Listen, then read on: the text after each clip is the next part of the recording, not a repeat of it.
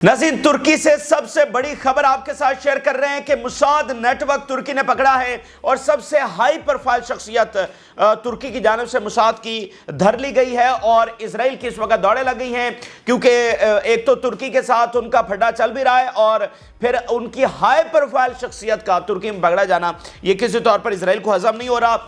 Iran से बड़ी खबर ये सामने आ रही है कि ईरान ने एक नया टैंक जो है वो मुतारिफ करवाया है। ये मॉडर्न मीन्स के मुताबिक है और ज़बरदस्त टैंक है। इसके ऊपर भी दुनिया काफ़ी जब फोकस कर रही है, इस बारे में भी आपको बताएंगे। हमास के हवाले से बड़ी खबर ये सामने आ रही है कि शुमाली गजा में हजारों नए फाइटर्स उन्होंने भर्ती कर लिए हैं। मलबे से हमास ज़्यादा पावरफुल होकर सामने आ रही है, जो है ज़्यादा फिरोशियसली वो लड़ती हुई नज़र आ रही है और कोई चांस नज़र नहीं आ रहा इजराइल को कि वो हमास को किसी तौर पर हरा सके। तो उनके तमाम मंसूबे जो हैं वो नाकाम हो रहे हैं और जो ये खबरें गजा से आ रही हैं कि हमास तो अभी भी कायम है बल्कि वो मजबूत हो रही है, तो इधर से जो पस्त हौसले हैं वो मजीद पस्त हो रहे हैं। जो इजराइल के इत्तेहादी हैं वो इस सोच में, अब आप देख रहे हैं कि बरतानिया ने असला बंद कर दिया, इधर उधर सारी चीज़ें साथ साथ हो रही हैं। तो जब ये रिपोर्ट्स आ रही हैं कि हमास तो हारने वाली नहीं है, तो उनकी पॉलिसीज में मजीद शिफ्ट आ रहा है कि भाई फिर हम इस जेनोसाइड को कब तक सपोर्ट करते रहें कि जब हमास को इजराइल हरा ही नहीं सका और ना करीब करीब हरा सकता है, तो हम इसको मजीद ड्रैग ऑन क्यों करें। तो इस बारे में आपको बताएंगे।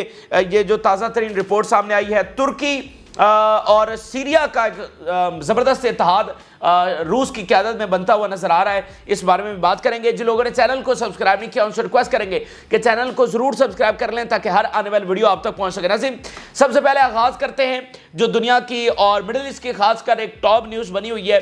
तुर्की की जानिब से फाइनेंशियल नेटवर्क जो है वो सबसे बड़ा पकड़ लिया गया मुसाद का, और इसमें अब तक की सबसे जो हाई प्रोफाइल शख्सियत है तुर्की की जानिब से पहली बार उसको गिरफ्तार किया गया है। Mossad financial network manager arrested in Turkey. इसका नाम जी है रेक्शिपी और he is the first high profile Mossad operative arrested in Turkey this year. इस साल में यह सबसे बड़ी हाई प्रोफाइल शख्सियत है जो पकड़ी गई है। As the country has intensified it's efforts against suspected Mossad members, क्योंकि बड़ी इंटेंसिफाइड एफर्ट्स तुर्की कर रहा है मुसाद के खिलाफ। He was allegedly transferring funds to Mossad agents. अब ये वो मतलब हाई प्रोफाइल शख्सियत इस तरह से है कि इसके नीचे बहुत सारे एजेंट्स काम कर रहे थे, ये सबको मॉनिटर करता था, फंड करता था। और ये काम क्या कर रहा था, who used to drones to film targets, मुख्तलिफ टारगेट्स की जो फुटेजेस हैं और ड्रोन्स वो वीडियोस वगैरह सर्विलेंस और मॉनिटरिंग की जा रही थी ड्रोन्स के जरिए। Conducted psychological operations against Palestinian politicians, और इसके ज़िम्मे ये काम था कि ये साइकोलॉजिकल ऑपरेशंस फ़लस्तीनी सियासतदानों के खिलाफ कर रहा था। And gathering intelligence on Syria, और सीरिया शाम के ऊपर जो है ये इंटेलिजेंस गैदर कर रहा था। ये 4-5 इसके बड़े काम थे, तो आज इसको जो है वो यहाँ पर धर लिया गया है। मैं आपको बताऊं कि ईरान के बाद अब तुर्की वो दूसरा मुल्क बन गया है जो मुसाद के एजेंट्स को पकड़ रहा है और पब्लिकली आकर कह रहा है कि हाँ हमने इनके एजेंट्स को पकड़ा है। इसके अलावा कोई और दूसरा मुल्क इस तरह नहीं कर सकता है। और तुर्की के ऊपर तो प्रेशर वैसे भी ज्यादा होता है कि चलें ईरान के साथ तो डिक्लेयर वॉर है ना, एक एनिमी है वो, उसको इजराइल और अमेरिका एनिमी कहते हैं। तुर्की तो एनिमी नहीं है, तुर्की तो नेटो का मेंबर है। तो तुर्की की जानिब से इस तरह के इकदाम उठाना इसकी डबल अहमियत हो जाती है। तो ये ईरान के बाद अब दूसरा बड़ा मुल्क है कि जिसने मुसाद के एजेंट्स को पकड़ा है, या ओपनली कहा है कि इसको एडमिट भी किया। खुफिया पकड़ना और फिर बैक डोर के ऊपर राब्ते करके चीज़ों को तय कर लेना वो और चीज़ है, पब्लिकली आकर बताना कि हमने तुम्हारा ये बंदा धर लिया है, तो ये एक बड़ी चीज़ है। इसी दरमियान नाज़रीन, तुर्की और शाम में मजबूत इत्तेहाद बन रहा है, दोनों करीब आ रहे हैं और इसमें सबसे अहम तरीन जो किरदार है वो प्यूटन का है। अगेन आप देख लें कि प्यूटन इस्लामी दुनिया की जो दहाइयों के ऊपर मबनी वॉर है, चाहे वो बरह रास्त जंग हो या कोल्ड वॉर हो, उसको ख़त्म करवाने में किस तरह ज़बरदस्त किरदार अदा कर रहे हैं और इस्लामी दुनिया को मजबूत करते चले जा रहे हैं। और प्यूटन और चाइना जो है वो इस्लामी दुनिया के साथ एक मजबूत तरीन इत्तेहाद बना रहे हैं। पहले उनको आपस में इकट्ठा कर रहे हैं। अब देखना अमेरिका की क्या पॉलिसी रही है, अमेरिका की पॉलिसी रही है इस्लामी दुनिया को आपस में लड़वाना, और प्यूटन और चाइना की क्या पॉलिसी है, इस्लामी दुनिया को इकट्ठा करना। तो पहले वो इनके इख्तलाफात को ख़त्म करवा के देन फिर उनके साथ एक मजबूत अलायंस भी बना रहे हैं। आप देख लें कि तुर्की जिस तरह से साथ ब्रिक्स का मेंबर बनने जा रहा है, बहुत बड़ी खबर। अगली वीडियोस में उस पर मजीद डिस्कस करेंगे। लेकिन तुर्की اور شام کے حوالے سے دیکھیے Ankara continues its efforts to pave the way for normalising relations with Damascus on the basis of good faith and without preconditions. وہ کہہ رہے ہیں ہم بس تعلقات کی فی الفور بحالی چاہتے ہیں اور ہم کوئی پری کنڈیشنز بھی نہیں رکھ رہے کہ ہوتا ہے نا کہ بھائی پہلے اگر یہ شرطیں مانی جائیں گی تو پھر ہم مذاکرات کی طرف جائیں گے. وہ مطلب ہم آگے بڑھنا چاہتے ہیں. Ankara welcomes Moscow efforts regarding Turkey Syria cooperation. ہم روس کا شکریہ ادا کرتے ہیں کیونکہ وہ یہ ایفرٹس کو جو ہے وہ آگے بڑھا رہا ہے. شام کی جانب سے بشار الاسد کی جانب سے مطالبہ یہ ہے کہ شام کے کچھ علاقے جن کے اوپر ترکی کی فوج موجود ہے وہاں سے نکل جائے. اصل میں مسئلہ یہ ہے کہ جیسے عراق کا بارڈر بھی ترکی کے ساتھ لگتا ہے, شام کا بھی لگتا ہے, تو یہاں پر جو کچھ سیپریٹسٹ گروپس ہیں وہ ٹیررسٹ اٹیکس کرواتے ہیں ترکی میں جا کر, تو اس لیے ترکی کی فوج یہاں پر موجود ہے, تو اس لیے اس کے اوپر پھڈا بنا ہوا ہے پچھلے کئی سالوں سے. لیکن اب وہ کہہ رہے ہیں کہ ہم ہر چیز کو بھلا کر آگے بڑھنے کے لیے تیار ہیں. تو یہ ترکی کے حوالے سے عام خبریں. ایران سے جو بڑی خبر سامنے آ رہی ہے وہ یہ ہے کہ ایران نے نیا ٹینک اس وقت میدان میں اتار دیا ہے.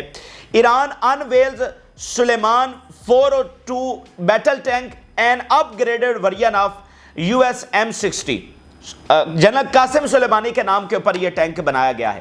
Iranian media reports that Soleiman 402 main battle tank includes comprehensive upgrades to the US made M60 model to ensure that it meets the modern requirements of the country's armed forces. مطلب اپ grade کر کے ایک زبردست اور جدید tank جو ہے انہوں نے میدان میں اتار دیا جس کا نام قاسم سلیمانی رکھا ہے. اب US میڈ آپ کہیں گے کہ بھئی US میڈ کا کیا تعلق ہے.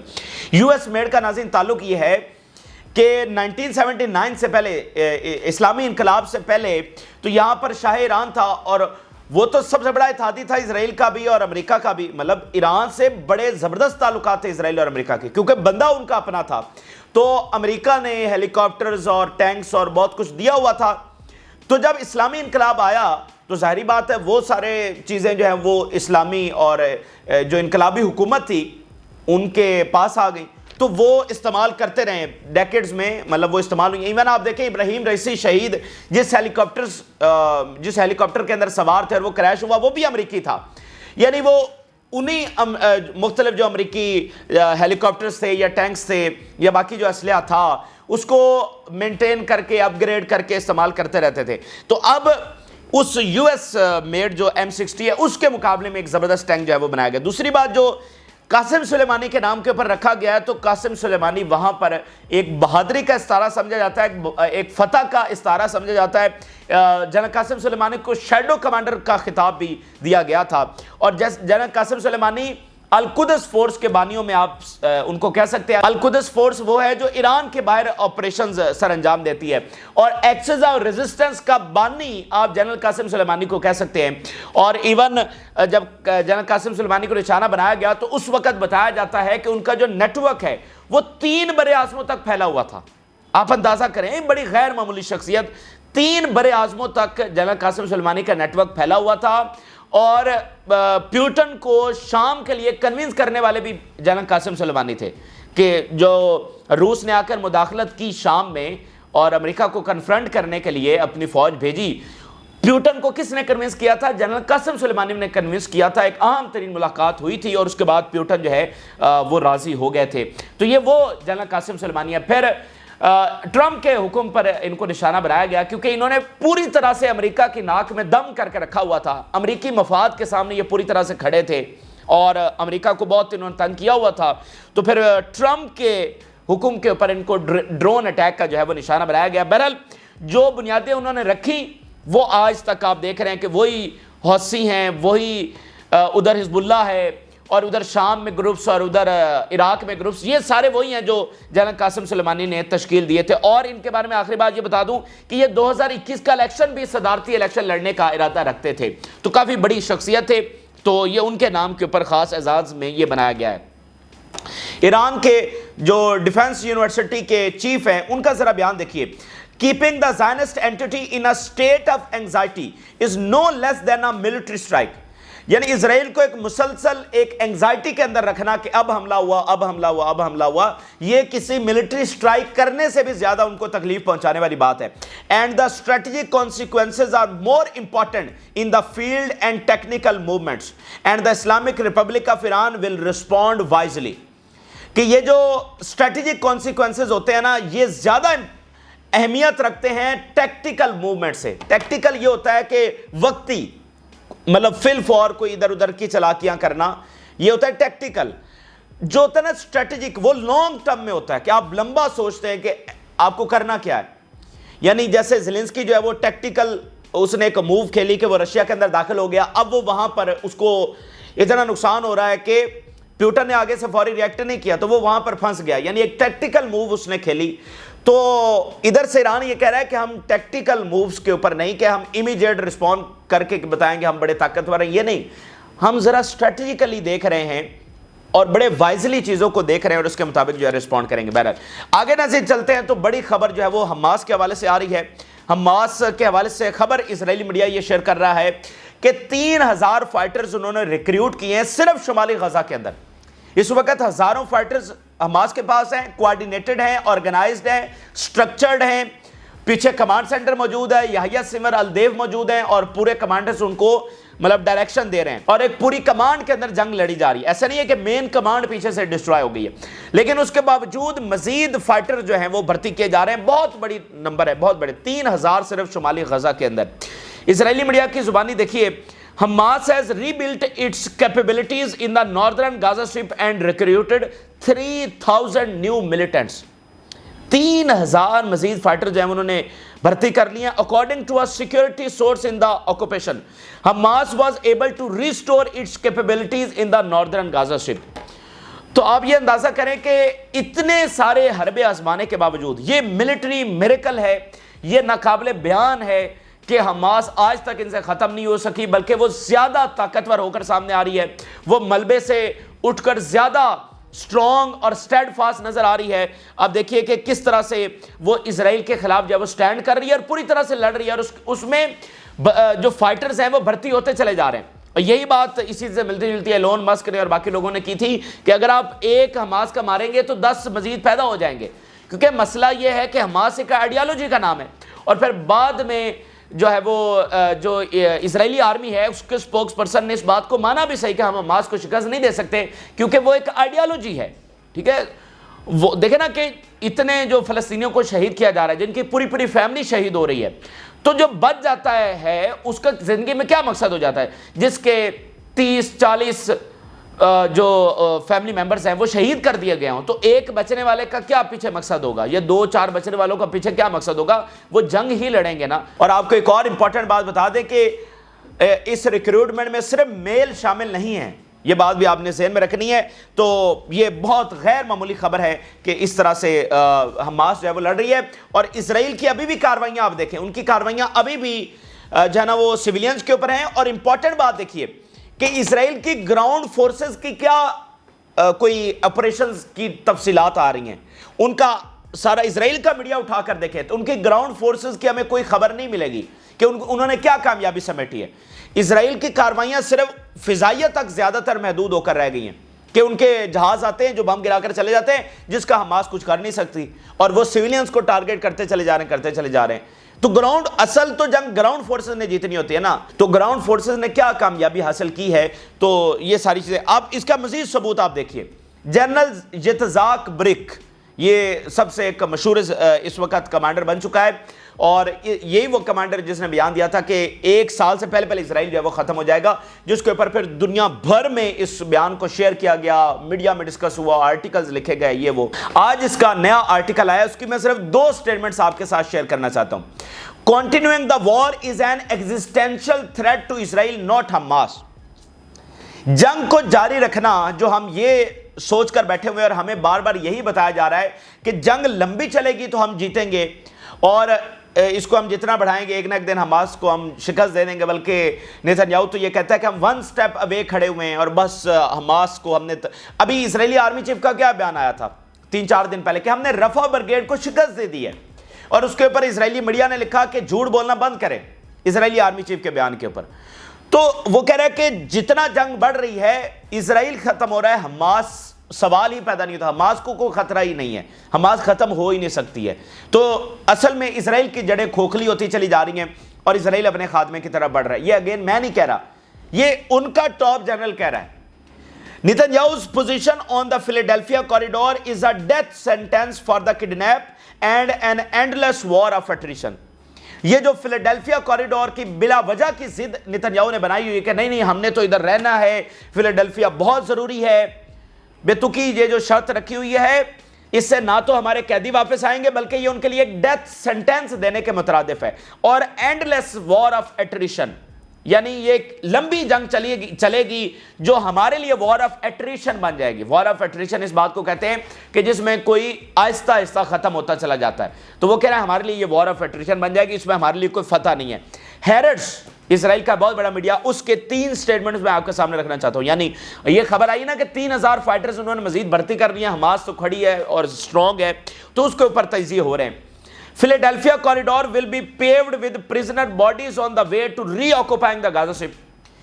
ہیرٹس یہ لکھ رہا ہے کہ فیلاڈیلفیا کے اوپر رہنا نتنیاہو چاہ رہا ہے کہ جنگ جاری رہے, اور یہاں پر رہنے کی ہمیں قیمت یہ چکانی پڑے گی کہ پریزنرز کی باڈیز ہمیں ریسیو کرنا پڑیں گی. The goal of the decision to control the Philadelphia corridor is to bring Israel into Gaza forever. And this is not only foolishness but evil itself.